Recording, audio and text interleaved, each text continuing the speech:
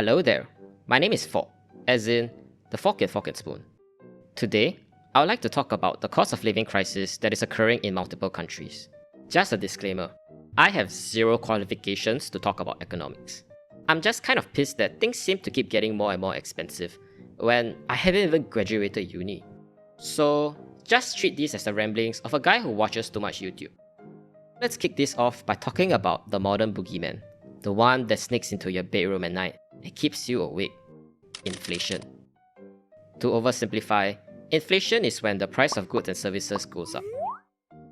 I think most people know what is inflation, but most don't actually understand why it happens. The simplest explanation is that inflation occurs when the money supply in an economy increases faster than the supply of goods and services.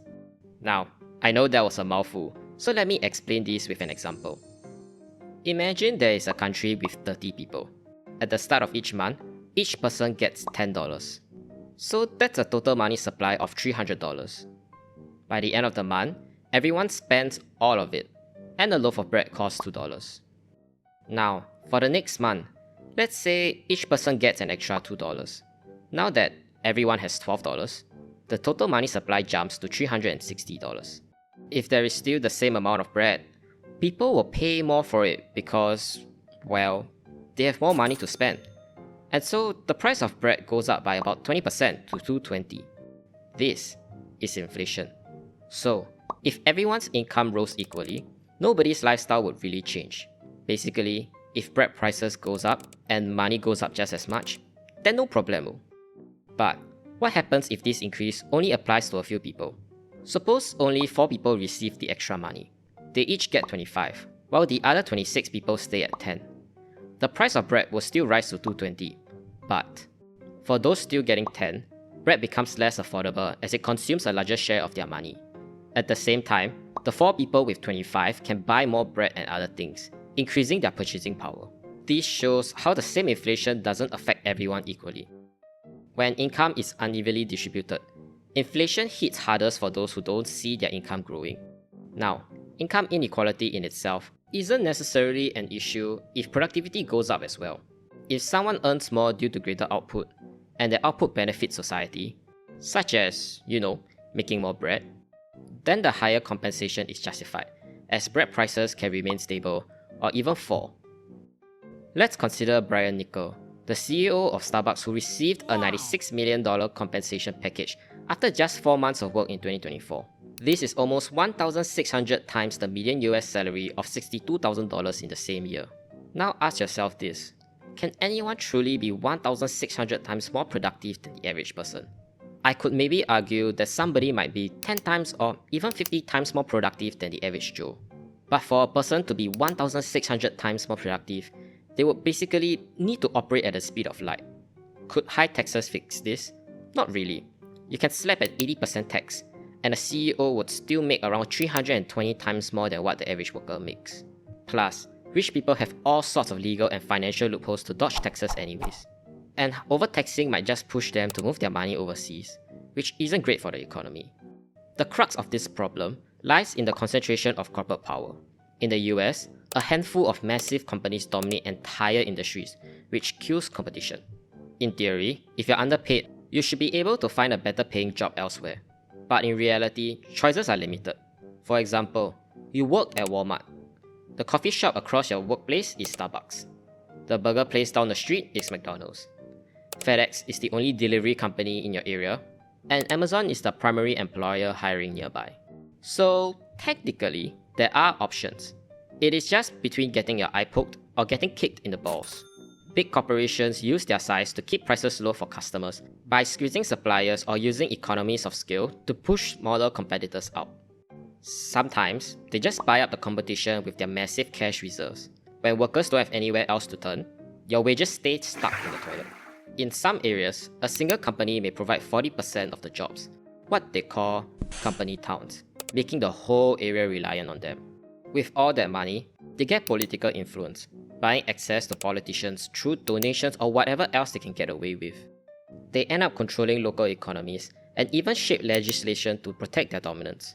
At this point, they aren't even bothering to hide the fact that they are straight up oligarchs. which is how they can get away with giving such ridiculously large bonuses with no consequences.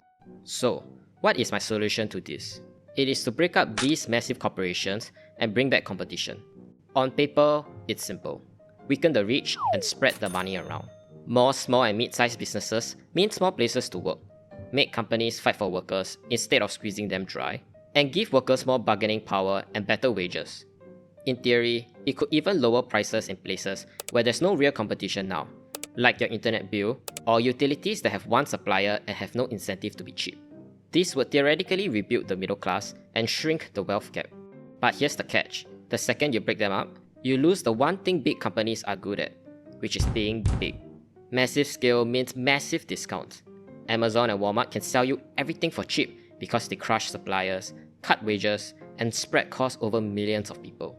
No megacorp? Great! Except now your groceries cost more, so does shipping and everything else. Basically, even more inflation.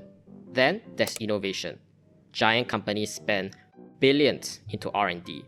New drugs, cleaner energy, future tech. Small companies might have good ideas, but they rarely have the cash for big, risky projects. So break up the giants, and you might get more local bakeries, but fewer breakthroughs in AI, biotech, or green energy. And the counterproductive part is, wages might rise, but jobs might vanish. If American labor costs too much, it will just result in companies moving their factories overseas, which they are already doing. Right now, places like China, Vietnam, India, basically the entirety of Asia, already do everything cheaper. If American wages actually rise, companies don't magically pay you out of kindness, because at this point, American wages are just too expensive, bloated by decades of money printing and cheap debt, while pretending that everything is fine and dandy. Big US companies aren't just there to make money, they also help the country to stay competitive. They dominate markets, set standards, and keep profits flowing back home. If they shrink in size, it doesn't just annoy the billionaires. It also opens up space for foreign giants to move in, like Chinese state-backed companies that can make things cheaper. Europe already lost their fight once with solar panels, and now China is aiming for electric cars and pretty much any industry they can put their hands on. If making it cheaper is all it takes, they will do it. So yeah, you break up the big players and it maybe makes things fairer at home, but the trade-off is higher prices, fewer jobs, and less influence on the global stage. My prediction is that this redistribution of wealth will help ordinary Americans cover the basics. Things like food, housing, and healthcare, but comfort and small luxuries are gone. To put it simply, the average American household might still afford a mid-range Android phone, but not the latest iPhone. It's Hondas and not a Ford, and no more Bobas, Starbucks, and DoorDash. The middle class will feel more like a middle-income family in Asia, which will feel closer to what is currently considered lower income in the US. Over here, people don't eat out 4 times a week, buy the latest tech, or have 2 cars in one driveway. On paper, there is more equality and basic needs are met. In real life, it's a huge downgrade. The old dream of cheap stuff and endless upgrade is dependent on big companies cutting costs everywhere else. Take that away, and the cheap stuff goes with it. And I don't think most Americans are prepared for what that actually means for their day-to-day lives. Some people will be fine. Those with global skills, protected jobs, or the right degrees will continue to stay at the top and can afford such comfort and luxuries. For everyone else, the gap just shifts around. The hard truth is that Americans are already losing ground in education, productivity hours, and wages when compared to emerging economies. Could better education fix this? Maybe, but that's a video for another day. But one thing is for sure, is that the average American can no longer afford the same lifestyle without relying on cheap global supply chains and massive corporate scale. So if you break up the big companies to make things fairer, just know that you are trading for more equality, but smaller for most. None of it will matter if C-suites and upper management weren't so greedy in the first place. People might say that that is just human nature, but I think it is just American capitalism being a beast on its own, squeezing everything they can out of everyone while they cash out. In the end, it's not really about fairness or growth. It's just about more consumption, more stuff. That is the real addiction in America. I'll dive deeper into that in my next video, so be sure to check it out.